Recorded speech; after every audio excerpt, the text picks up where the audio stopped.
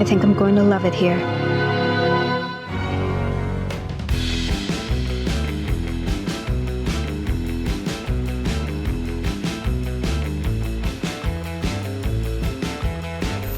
Jenna Ortega est une actrice américaine et une superstar montante de la nouvelle génération, largement connue comme la protagoniste de la populaire série télévisée Wednesday. Elle est littéralement fait exploser les médias sociaux avec une incroyable danse gothique, gagnant le cœur de dizaines de millions de followers en une nuit. Cette vidéo est dédiée à cette fille talentueuse et intrépide dont le nom est sur toutes les lèvres. Mix Show présente Mercredi Adams, comment vit Jenna Ortega et combien elle gagne? Jenna Marie Ortega est née le 27 septembre 2002 dans la station balnéaire californienne de La Quinta, dans la vallée de Coachella, d'un homme d'affaires prospère d'origine mexicaine et d'une infirmière aux racines portoricaines. Nathalie et Edward Ortega ont uni leur fortune à un très jeune âge et ont immédiatement décidé que leur famille serait nombreuse et très sympathique. Leur souhait s'est exactement réalisé. 6 adorables enfants sont nés l'un après l'autre. Mareja, Isaac, Mia, Jenna, Alia et Marcus ont grandi dans une atmosphère psychologique aimante, attentive et saine. Grâce à ses bonnes bases dans la vie, le talent de Jenna s'est manifesté dès son plus jeune âge. À l'âge de 6 ans, la jeune fille savait avec certitude qu'elle serait actrice et rien d'autre. Le film Man on Fire, avec Denzel Washington, a fait une énorme impression sur elle. Jouée dans ce thriller, la fille du personnage principal, Dakota Fanning, a choqué la petite Jenna. Sa mère, à son tour, a très attentive à cette impulsion et a enregistré une vidéo avec sa fille, qu'elle a ensuite postée sur Facebook. La nouvelle de l'apparition de la petite artistique s'est répandue jusqu'à son agent de casting, qui a immédiatement contacté les Ortega. Cependant, l'expert ne leur a pas promis la une, leur proposant de jouer la vedette dans une publicité. C'est ainsi que, parlant de manière décontractée de l'importance de l'hygiène buccale, Jenna est apparue pour la première fois sur les écrans dans une publicité pour le dentifrice Colgate. Elle est également apparue dans des publicités télévisées pour McDonald's et Burger King. Après 2 ans d'audition, elle a enfin commencé à recevoir les premières offres pour des rôles au cinéma et à la télévision. Jenna a fait ses débuts dans les épisodes de Rob, avec Rob Schneider, de Crimson New York, et dans le film aussi The Days of Your Lives. En 2013, l'expérience dans des longs métrages a suivi, notamment dans le film Insidious Chapter 2 et bien sûr dans le film Iron Man 3. Et plus tard, Ortega a joué le petit rôle de la fille du président, mais c'était pas assuré pour son avenir. La jeune actrice a ensuite joué dans la mini-série Dead Time Stories, les comédies familiales The Little Rascal Saves the Day and The Cookie Mobster et le film Wreck, No It All Nina et bien d'autres bien sûr, et la voix de Over the Garden Wall. Mais dans la série télévisée Jane the Virgin, Ortega a joué le rôle principal alors qu'elle était enfant, lui a permis d'accéder à la célébrité. Bien. Ahora haz que se vea como nueva otra vez. Vamos, anda, trata. I can't. Así es. Nunca puedes volver atrás. Y eso es lo que sucede cuando pierdes tu virginidad. En 2015, Jenna a joué dans le film Richie Rich, dans lequel elle a obtenu le rôle de la petite amie du protagoniste. Bien que les critiques aient réduit en miettes la création de Netflix, à partir de ce moment-là, elle a été proche d'obtenir des rôles majeurs. Après des films avec la jeune actrice tels que The Massively Mix-Up et le film Afterwards, une autre œuvre de notre héroïne a forcé tant de critiques à regarder de près La Petite Brune. Pendant 2 ans, elle a été occupée sur les plateaux de la série Stuck in the Middle, où elle joue le rôle principal. Il est intéressant de noter que l'intrigue a été spécialement choisie pour la société Disney pour Jenna. Le fait est que l'histoire est racontée au nom de la jeune fille Harley Diaz, qui vit dans une famille nombreuse. Jenna, tout comme son personnage, est née dans une famille nombreuse et est l'enfant du milieu. Il est intéressant de noter que la série prédit le futur rôle principal de l'actrice, comme le dit son personnage. If my family was a week, I'd be Wednesday. Il faut dire que l'offre des producteurs s'est avérée payante et qu'Ortega a elle-même remporté ses premiers prestigieux Imagine Awards qui célèbrent la représentation positive des Latinos dans l'industrie du divertissement. En outre, son travail a été salué par les professionnels de Disney et en 2016, elle a reçu une offre pour faire la voix de l'un des personnages principaux du film animation Elena, Prince d'un Valor. Sa princesse Isabelle lui a non seulement rapporté plusieurs prix et nominations, mais aussi de nombreux jeunes fans. Le succès auprès de ce public a été cimenté en 2017 lorsque Jenna a été appelée à jouer dans son clip pour la chanson Chapstick du populaire blogueur et chanteur américain Jacob Sartorius. En plus d'être très lyrique, tendre et sympathique en soi, la vidéo a été accompagnée d'un soutien médiatique considérable et a gagné beaucoup de popularité. Entre-temps, des rumeurs d'une liaison entre Jenna et Jacob ont également circulé dans l'opinion publique. On ne sait pas si cette relation a réellement lieu ou s'il s'agissait d'un coup de pub. Les acteurs Isaac Presley et Usher Angel figuraient également sur la liste des petits amis potentiels de la jeune beauté. Néanmoins, la jeune fille elle-même a nié toutes les romances qui lui ont été attribuées. En général, elle protège jalousement sa vie privée et demande à ses admirateurs d'être compréhensifs. En 2018, le film Saving Flora, dans lequel joue Jenna, est sorti. Bend down, Flora. Come on, girl. There you go. Oh. It's a little rocky, so move around. L'intrigue est centrée sur une vieille éléphante de cirque qui prévoit d'être éliminée car elle n'a plus la force de se produire devant un public. La fille débrouillarde du directeur de cirque, interprétée par Ortega, décide de sauver son animal et l'emmène avec elle dans un long voyage. L'année suivante, l'actrice a joué dans la distribution principale d'une série télévisée américaine qui s'appelle You. Can you believe she put that spy software on my phone? Shit. You sure it was her? Who else would it be? So you're not gonna tell her you know? Obviously not. It's way more useful if she thinks it's still working. This is what I get for trying to out-tech a teenager. Son personnage n'a paru que dans la deuxième saison, et elle était une fille Ellie, ennuyeuse et au comportement parfois étrange. En 2020, Jenna a participé au travail sur le film d'horreur comique The Babysitter Killer Queen, en jouant l'un des rôles principaux. La jeune actrice était très stressée lorsqu'elle a rejoint l'équipe. Tout le monde se connaissait déjà très bien et elle a dû surmonter ses sentiments de maladresse et des crises de panique. La même année est sortie la mini-série Home Money, The Princess Bride, filmée par les acteurs sur leur smartphone pendant une période d'auto-isolement. En outre, Jenna s'est fait remarquer dans la série animée de science-fiction Jurassic World, Camp Cretaceous, en interprétant un personnage nommé Brooklyn. En 2021, 2 films sont sortis en même temps. Yes Day, dans lequel Jenna sur le plateau était des maîtres tels que Jennifer Garner et Edgar Ramirez, et le film soulevant le problème urgent de la plaisanterie The Fallout. L'intrigue ramène le spectateur à la journée d'une écolière ordinaire de 16 ans, Wada, brillamment interprétée par Ortega. I just said you don't even need to wear makeup. What was that? Was that a gun? La jeune fille parvient à se cacher dans les toilettes alors qu'une fusillade a lieu dans les locaux de l'école. Elle ne peut qu'entendre tout ce qui se passe. Mais la réalisatrice novice Megan Park réussit non seulement à tourner un drame sur un sujet sensible, mais aussi à montrer le côté psychologique de la tragédie. Le crime lui-même occupe relativement peu de temps à l'écran, tandis que les questions ouvertes de comment un enfant fait face à l'horreur qu'il a vécue sont au premier plan. Le film fait penser que le sujet du syndrome post-traumatique n'est pas pleinement exploré dans la société. Les réalisateurs mettent magistralement en avant l'horreur que le monde ne s'arrête pourtant pas après un stress colossal. Les victimes doivent se relever et aller de l'avant. Quant à Jenna, le tournage n'a pas seulement montré qu'elle était une actrice dramatique sérieuse, mais il a également mis en évidence qu'elle était une personne aux sentiments délicats. Le fait est qu'elle a elle-même vécu des expériences similaires dans sa vie. Selon elle, elle était confrontée à cette menace lorsqu'elle était au collège. À l'époque, les enfants étaient assis en classe avec leurs professeurs et en état de choc. Nous pouvons demander qu'une chose. Est-ce que cela arrive vraiment? Les amateurs de sensations fortes en début de 2022 ont pu apprécier non seulement le retour du légendaire Scream 5, mais aussi l'excellente performance d'Ortega dans le film. Bonus question, Tara. Please stop! Do you think I made it inside your house before you could rearm?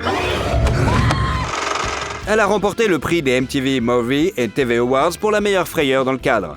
Les slashers de qualité ont manifestement manqué au public, ce qui s'est traduit par d'excellentes performances au box-office. Avec un budget de film de 24 millions de dollars dans le monde entier et réussi à 140 millions. À cet égard, les cinéastes ont immédiatement annoncé le lancement de la 6e partie de l'horreur. La sortie est prévue pour le printemps 2023. Jenna Ortega y apparaîtra à nouveau dans le rôle de la lycéenne Tara Carpenter et continuera à échapper au glaçant Ghostface. Cette fois, le film se déplacera à Warrensburg, à New York, ce qui devrait ajouter beaucoup de dynamique et de couleur à l'histoire. Jenna est si convaincante dans ce genre de rôle qu'un autre film d'horreur la mettant en scène est sorti en mars 2022. Le film américo-canadien X, dans lequel l'actrice a joué un rôle majeur, a été bien accueilli par la critique et le public, gagnant son pool de fans, bien que le succès apparent n'ait pas été suffisant pour faire une suite.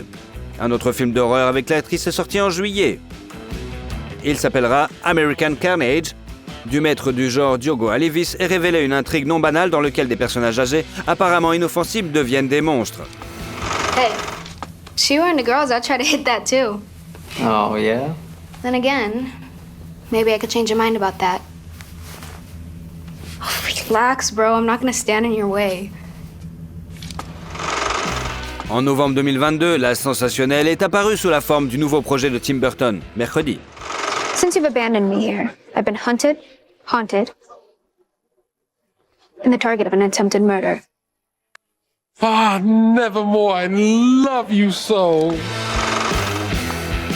La première saison de la série a connu le démarrage le plus réussi de l'histoire des émissions anglophones de Netflix, avec 341,2 millions d'heures de visionnage au cours de sa première semaine. Le rôle de Mercredi de la famille Addams n'est pas venu facilement à Jenna. Tim a passé en revue des centaines de candidates pour le rôle et n'a approuvé l'actrice qu'après qu'elle ait pu montrer son grand talent d'actrice. Cela s'est d'ailleurs passé à distance puisque l'actrice était en tournage en Nouvelle-Zélande et lors de l'audition en ligne, la jeune fille s'est présentée à l'image de ce qu'elle était en train de filmer avec une énorme coupure, de la sueur glycénérisée sur le visage et du sang de le stain dans les cheveux. Il était très important pour les réalisateurs que l'actrice principale ressemble aux actrices de films muets, qu'elle soit capable d'exprimer des émotions fortes avec ses seuls yeux. Sur le plateau, il exigeait de la jeune fille qu'elle se comporte comme un mannequin et harcelait les maquilleurs qui alignaient presque sans règle les tresses parfaites de l'héroïne. Parfois, il s'emportait si les cheveux n'étaient pas assez plats à son avis et prenait alors le peigne pour l'amener lui-même à l'idéal. Mais Ortega n'était pas non plus une mauviette. Elle entrait sans crainte dans les disputes avec le maestro pour le rôle et même Catherine Zeta-Jones, qui jouait Morticia Addams, a été frappée par l'assurance et le courage de la jeune actrice. Jenna a refusé d'utiliser des doublures et pour le rôle a appris à faire de l'escrime, à tirer une flèche et à jouer du violoncelle. Elle a également inventé l'éthique de son personnage, le regard fixe et la danse dans le 4e épisode. L'actrice l'a mise en scène elle-même, le résultat est comparable à un effet de bombe. L'ensemble des mouvements bizarres, couplés au jeu de borgne, a fait de cette scène un phénomène culte instantané. La chanson que le jeune Adam entonne s'appelle Go Go Muck et est interprétée par le groupe de rock The Cramps. Les téléchargements de ce titre ont augmenté de 8000% après la sortie du film sur la plateforme musicale populaire Shazam. La chanson Bloody Mary de Lady Gaga a également contribué à la frénésie, les utilisateurs de TikTok postant leur propre version de la danse. Début décembre, l'interprète elle-même a rejoint la tendance virale en réalisant une vidéo dans l'esprit du film. Jenna elle-même a également récolté une moisson importante de sa danse légendaire. Littéralement, en 10 jours, le nombre de ses followers sur Instagram a grimpé de 10 millions. Et début décembre, ce chiffre dépassait les 20 millions. Et Jenna ne compte pas s'arrêter là. En 2023 sortira la comédie mélodramatique Miller's Girl, dans laquelle Jenna a joué avec Martin Freeman, ainsi que le film Finest Kind, qui a donné à la jeune fille l'occasion de travailler avec un professionnel aussi consommé que Tommy Lee Jones. Une fois encore, il s'agira d'un thriller. Un simple coup d'œil à la filmographie de l'actrice suffit à conclure qu'elle a un amour particulier pour ce genre sombre. Jenna admet elle-même qu'elle est attirée par le monde sombre des thrillers et des films d'horreur. Elle explique par le fait qu'elle attire les choses et des événements répugnants qui, en y regardant de plus près, s'avèrent ne pas l'être. Le tournage de films d'horreur sanglants l'a également aidé à sortir de son état de chaton agité. Elle a un jour révélé à la presse son petit secret. Enfant, elle avait l'habitude de disséquer les animaux morts qu'elle trouvait dans le jardin de sa maison. Jenna vit toujours dans la même maison à ce jour et n'a pas encore sa propre villa au bord de l'océan, ou son penthouse à la mode à New York. Mais tout est encore à venir, car maintenant sur le compte de la jeune fille a accumulé 3 millions de dollars, et compte tenu de l'énorme battage médiatique qui a accompagné la sortie de Mercredi, peut s'attendre à ce que les frais de base de l'étoile montante se précipitent vers le haut très bientôt. Les taux actuels des actrices n'ont pas été divulgués, mais nous savons que les acteurs principaux dans de tels projets Netflix reçoivent une moyenne de 40 000 $ par épisode, et dans le cas de la demande pour la série pour augmenter jusqu'à 300 000 $. Non seulement les tournages et les séries télévisées, mais aussi les contrats publicitaires génèrent des revenus. L'un d'eux est arrivé à Jenna grâce à son assiduité. Dès l'âge de 14 ans, elle a tenu un journal où elle notait les conseils des maquilleurs et des coiffeurs qui travaillaient avec elle. Ses notes sur la santé de sa peau et ses cheveux ont suscité l'intérêt des experts en marketing de la société de cosmétiques Neutrogena et ont conduit à une coopération à long terme. En outre, cette expérience a inspiré la jeune star à tenter sa plume sur un projet de plus grande envergure. En 2021, Jenna s'est annoncée comme un auteur en herbe. Son livre, intitulé It's All Love, se vend déjà comme des petits pains. Il s'agit essentiellement d'une petite compilation d'extraits inspirants de la vie d'une actrice présentée de la manière simple et positive. Le leitmotiv du livre est que pour chaque chute dans la vie, il y a une remontée qui est toujours possible de changer la réalité pour le mieux. Les fans sont étonnés et ravis du fait qu'elle ait écrit alors qu'elle n'était encore qu'une adolescente de 17 ans. En 2018, la jeune fille a partagé sur son Instagram l'heureuse nouvelle de l'obtention de son permis de conduire. À l'époque, elle avait déclaré que tout ce qui lui manquait était une voiture. Mais maintenant, Jenna a déjà une petite flotte à elle. Elle comprend notamment la légendaire crossover allemande noire Audi CU3. Et selon certaines informations, Ortega possède aussi une BMW M235i qui coûte en moyenne 45 000 $. En dehors des tournages, la jeune fille active s'est également intéressée à des questions sociales urgentes. Par exemple, Jenna est une ambassadrice de l'ONU du SIDA, le programme des Nations Unies contre le VIH. Elle milite également contre la discrimination fondée sur la nationalité et soutient les enfants atteints de cancer. Jenna Ortega est une étoile montante extrêmement intéressante à observer et qui, sans doute, a un grand avenir devant elle. Elle est vive, talentueuse et prometteuse. Cependant, en raison de l'ascension fulgurante de sa carrière, la jeune fille a été privée de son enfance habituelle et des farces de l'école. Jenna regrette maintenant beaucoup qu'il n'y ait pas eu de bal de fin d'année ou de turbulences de l'adolescence dans sa vie. C'est le prix à payer pour la popularité et le succès. Mais cela lui donne aussi l'espoir de canaliser son énergie et ses émotions non dépensées dans la créativité. Petite fille, Jenna rêvait de devenir la première femme présidente ou astronaute. Peut-être l'un de ses rêves deviendra-t-il bientôt réalité, mais dans un film. Et vous, avez-vous déjà vu le film Mercredi? I think you could have held on the last image a little bit longer. That's what I was thinking. Sylvester Stallone, comment vit Rambo et comment il dépense ses millions?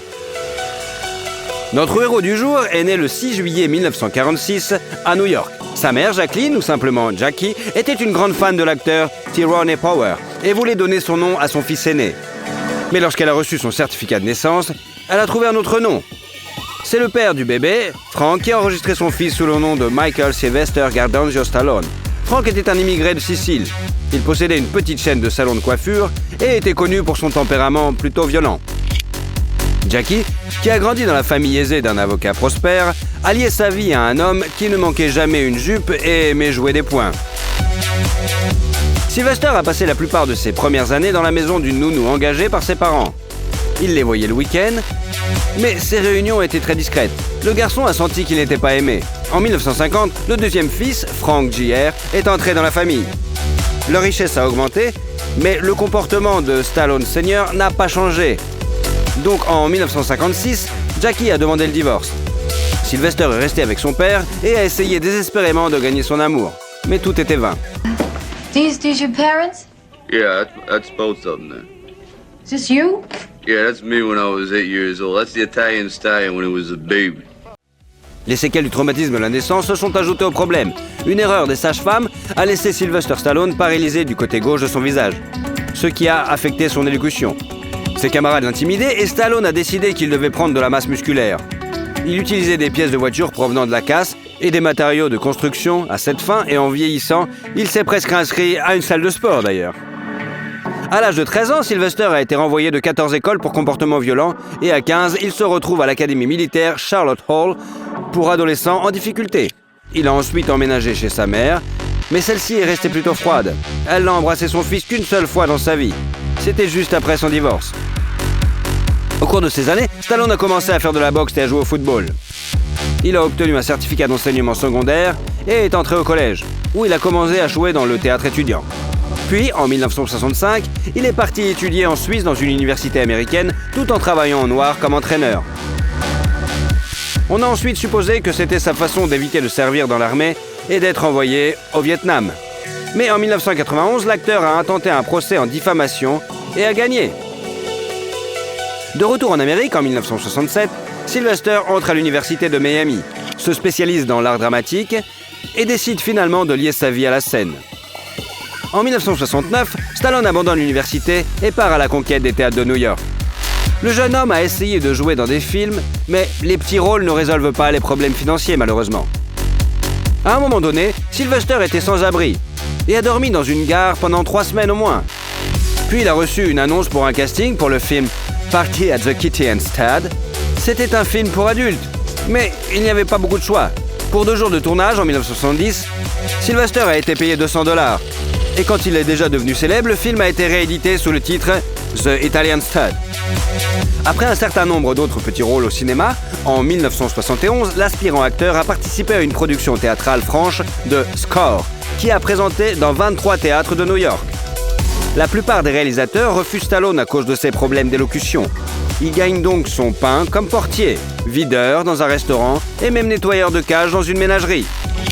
Sylvester partageait un appartement à New York avec sa petite amie Sasha Zack. Ils se sont mariés en 1974 et ont ensuite eu 2 fils, Sage et Sergio.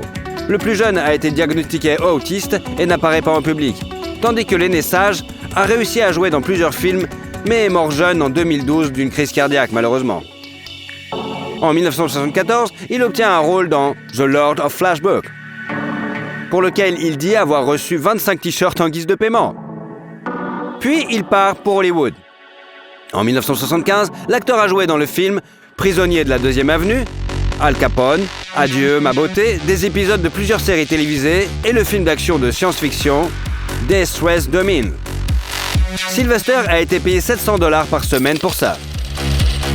En mars de cette année-là, l'acteur a regardé le combat de Mohamed Ali et a été tellement inspiré qu'il a décidé d'écrire un scénario de film sur le fait de ne jamais abandonner quand on est boxeur.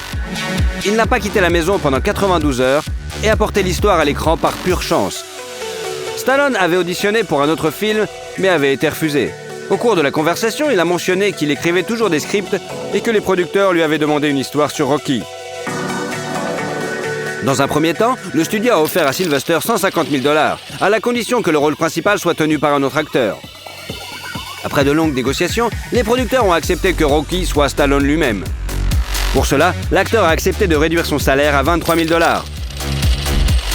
On raconte qu'à l'époque, son compte en banque n'était que de $106. Il ne pouvait plus se permettre de garder son chien, alors il l'a vendu pour $50. Pour récupérer son animal, Sylvester a dû payer déjà $3 000 et promettre un petit rôle dans Rocky d'ailleurs. D'ailleurs, le chien énorme a également joué dans le film. Look at his face. 64 fights. Look at that nose. See that nose? That nose ain't never been broken. 64 fights. I've had guys busted on it. I had guys chewing on it, twisting it, punching it. I mean, whack, boom. These guys are hitting my nose all the time. Never broke. I'm very proud of that. It's not rare. That's rare. Le tournage a été difficile, tout comme la préparation du tournage. Stallone a même arrêté de fumer lorsqu'il a réalisé qu'il ne pouvait pas tenir 5 minutes sur le ring sans s'étouffer. Le film a connu un succès incroyable et a valu à Stallone 10 nominations aux Oscars. Stallone est alors devenu le 3e acteur de l'histoire à être nommé à la fois pour meilleur acteur, meilleur scénario. 3 statuettes ont été remises au créateur du film, dont celle du meilleur film.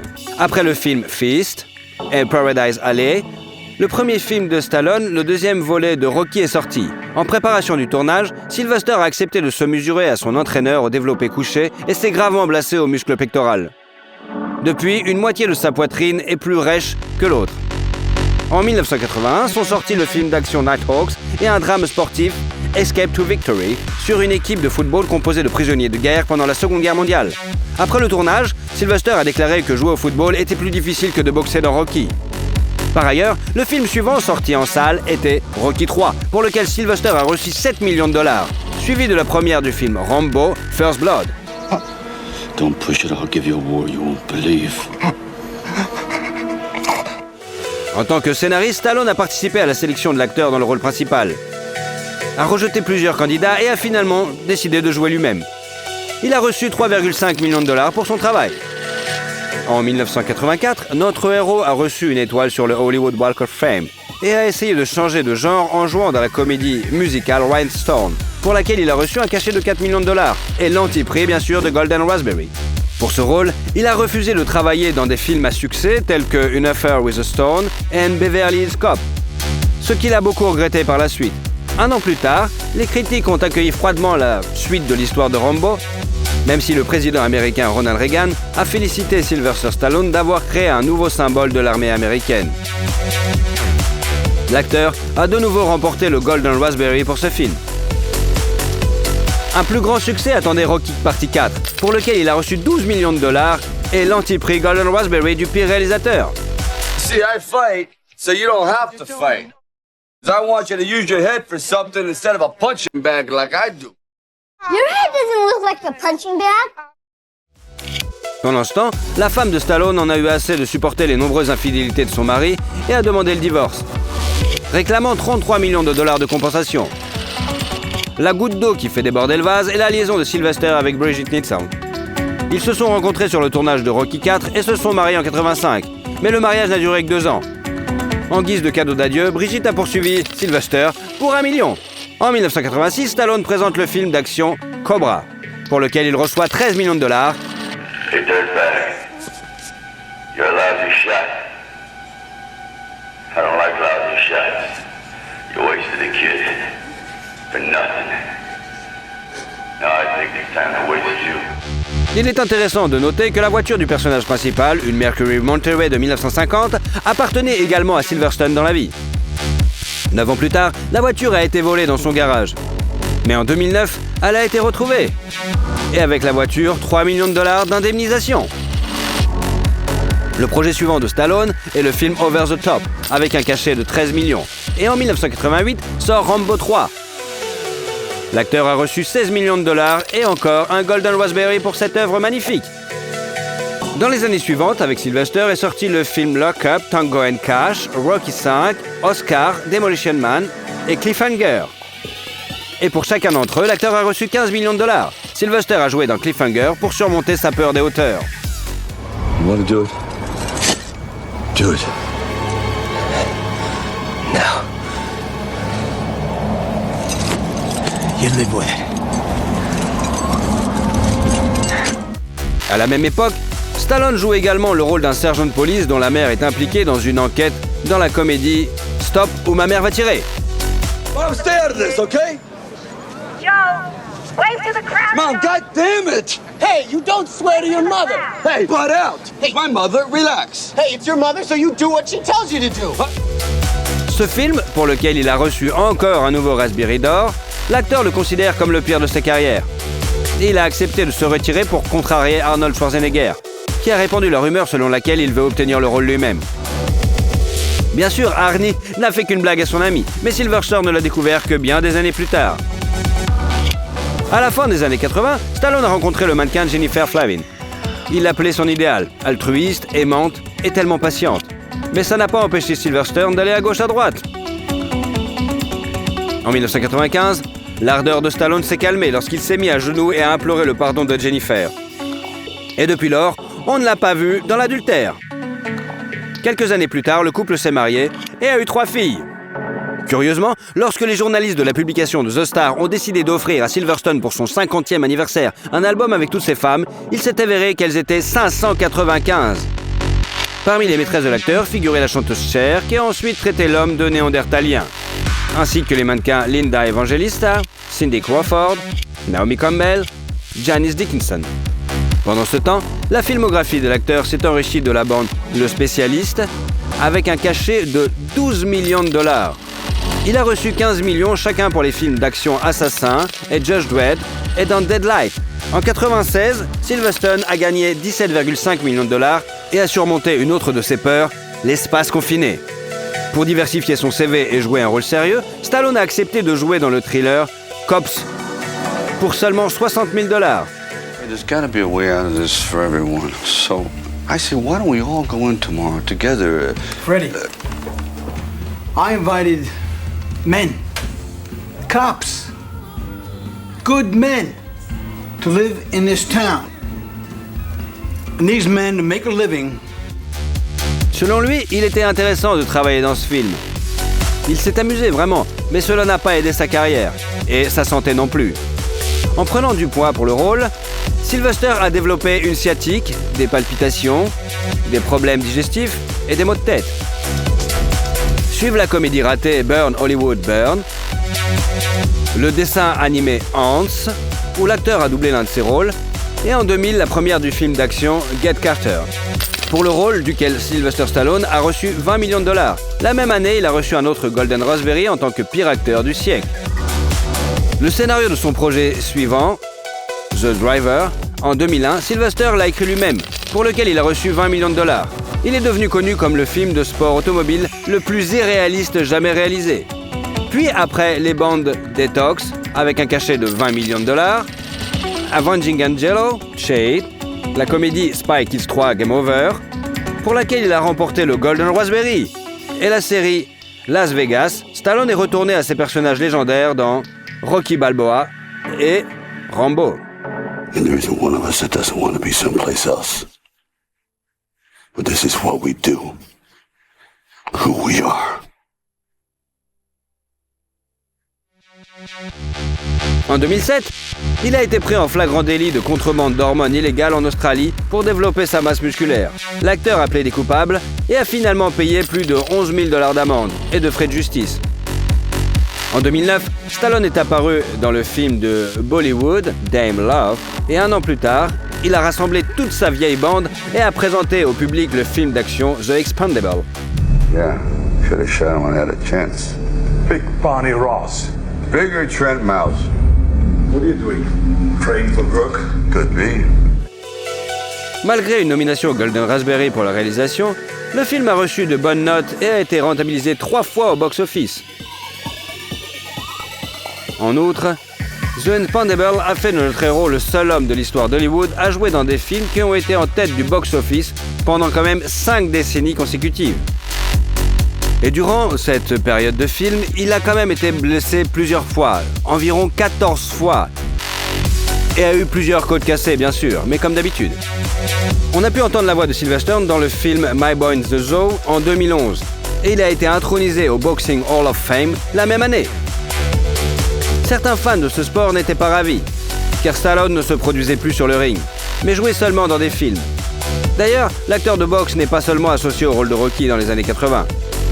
Il a été le manager des matchs de boxe et dans les années 2000, il a lancé une émission de télé-réalité intitulée The Contender, dont les participants se disputaient un contrat sur le ring professionnel. En 2012 est arrivée la suite de The Expendables 2, qui est devenue encore plus divertissante et dont Sylvester Stallone a gagné 15 millions de $. Et bientôt, sa filmographie a été rejointe par un film au titre similaire, Bullet to the Head, où Sylvester Stallone a reçu 12 millions de $ pour son travail.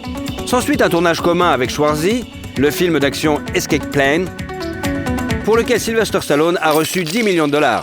Le film sportif Grudge Match, le film Reach Me et le troisième partie de The Expendables. Pour cela, notre héros a reçu 15 millions de $. En 2015, Stallone a prêté sa voix au dessin animé Ratchet & Clank et a présenté une autre suite de l'histoire de boxeur Creed, The Legacy of Rocky, pour laquelle il a remporté un Golden Globe Award. You're gonna take a beat, you're gonna take this, you're gonna get knocked out, you're gonna get up, and you're gonna see if you got the right thing. But you gotta work hard. I swear to God, if you're not gonna do it, I'm out. 3 ans plus tard, le deuxième volet du film est sorti, et entre les deux, Les Gardiens de la Galaxie partie 2. Et aussi un film d'animation, Animal Crackers. Le portfolio de Stallone s'est rapidement enrichi de films tels que Le Point de Retour, le deuxième et troisième partie du film d'action de science-fiction Escape Plan, et en 2019, le 5e film Rambo au titre révélateur, The Last Blood. I want you to feel my rage, my hate, when I reach into your chest and rip out your heart. Selon les critiques, la fin de l'histoire de ce héros ne s'est pas très bien passée.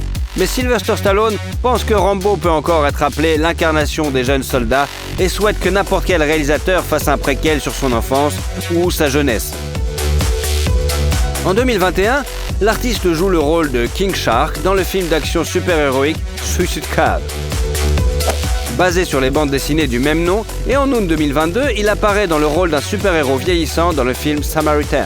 Stallone a de grands projets pour l'avenir. Il est récemment revenu à la télévision dans la série policière King of Tulsa. Il apparaît dans Les Gardiens de la Galaxie partie 3 et se prépare à sortir la partie 4 de The Expendables. Il a également l'intention d'étendre la franchise en créant une série et une version féminine du célèbre blockbuster. Il est réellement révélé que Sylvester prépare un reality show impliquant les membres de sa famille. Bien que Stallone apparaisse le plus souvent à l'écran avec une arme à feu, dans la vie, après qu'un de ses amis ait été tué par balle, il demande l'interdiction des armes à feu aux États-Unis. Depuis son enfance, Sylvester aime peindre et dessiner. 2 de ses œuvres lui ont rapporté 90 000 $. Mais ce n'est qu'une petite partie de sa fortune, estimée environ à 400 millions de $. En plus de jouer dans des films, Sylvester a écrit plusieurs livres sur l'entraînement, a essayé de lancer une entreprise de nutrition sportive, a publié un magazine, Silver, avec des conseils de santé et des interviews de célébrités. Cette entreprise n'a pas non plus connu un grand succès, puisque seuls 4 numéros ont été publiés. Les restaurants Planet Hollywood ont connu un autre échec commercial. Stallone était copropriétaire de la chaîne avec Bruce Willis et Arnold Schwarzenegger, mais les établissements ont fait faillite. Réalisant qu'il était plus apte à produire de contenu médiatique, Sylvester a créé son propre studio de cinéma en 2018.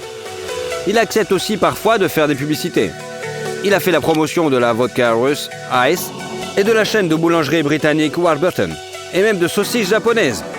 Mais la campagne publicitaire la plus célèbre impliquant notre héros est sans doute le tournage pour la Versace Home Collection. Il est apparu avec Claudia Schiffer dans les images d'Adam et Ève. À propos, Stallone était un ami avec Gianni Versace et était invité régulier au défilé de la maison de couture italienne. Mais l'acteur a refusé une proposition de publicité.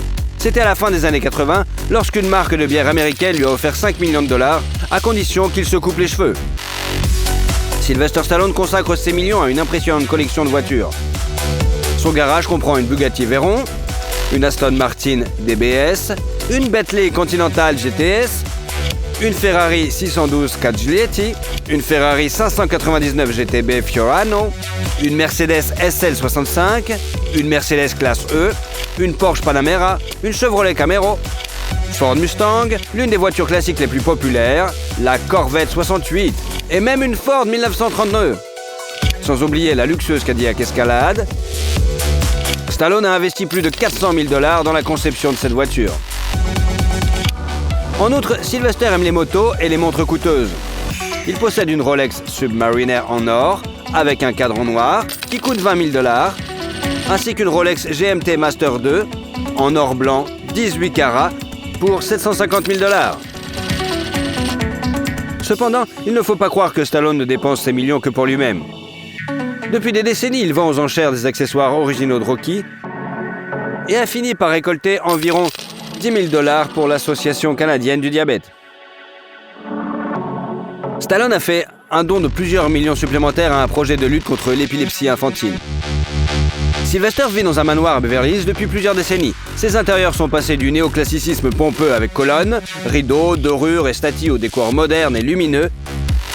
Et à la fin de 2021, Adele a acheté la maison pour 58 millions de $. Sylvester possède maintenant un manoir à Palm Beach en Floride avec une piscine et un jacuzzi extérieur pour 35,4 millions de $. Et un domaine à Ida Hills, en Californie, acheté en février de cette année pour 18,2 millions de $. La maison comprend 5 chambres avec salle de bain, une cuisine avec des comptoirs en granit, une salle à manger et dispose d'une écurie de chevaux sur le terrain. Stallone possédait auparavant une villa à Miami avec 3 maisons d'amis, vendue pour 24 millions de $, et une maison à Coconut Grove, pour laquelle il a vendu 16 millions de $. Sylvester et sa femme ont acheté un manoir encore de style méditerranéen en 2010 pour 4,5 millions de $, et l'ont vendu en 2020 pour 3,1 millions de $. Sylvester Stallone représente toute une époque de cinéma. Malgré les critiques sur son jeu et une série de nominations au Golden Raspberry, il est devenu le favori de millions de personnes. Et vous, quel est votre rôle préféré de Stallone? No, you're not as fast as you think. I'm beginning to sense that. Et surtout, si vous aimez la vidéo, mettez un like. Et comme ça, vous suivrez toutes nos autres vidéos. Allez, à bientôt!